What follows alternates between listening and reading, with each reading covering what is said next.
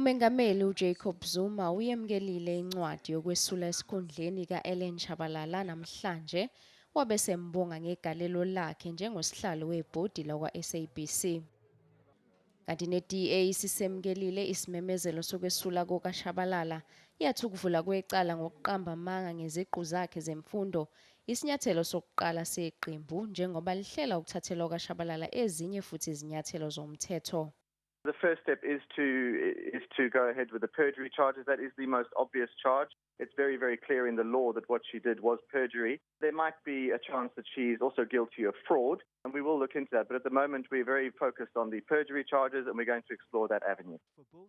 Ikomiti lomnyango wezokuxhumana ePhalamende lathola ukuthi akanazo iziqu ze-BCom kanye nediploma ezifundweni eziphathelene nezindaba zabasebenzi njengoba yeshilo. Laphinde lathola ukuthi waqamba amanga esitatimendeni esifungelwe ukuthi kwebiwa izitifiketi zakhe zemfundo emzini wakhe.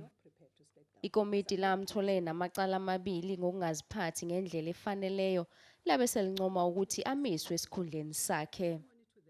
uGavin Davis weDA uthi iPhalamende kufanele liqinise uhlelo lwalo lokuqasha. Parliament needs to tighten up its processes when we appoint people to boards. So we will obviously now be filling the vacancy that's been left by Tshabala. We must make absolutely sure that that person's qualifications are fully verified by an independent body that does those kinds of verifications. Iphini likasihlalo wakwa-SABC uMbulayeni Maguve uzobamba njengosihlalo wesikhashana webhodi kuze kuqokwe usihlalo omusha.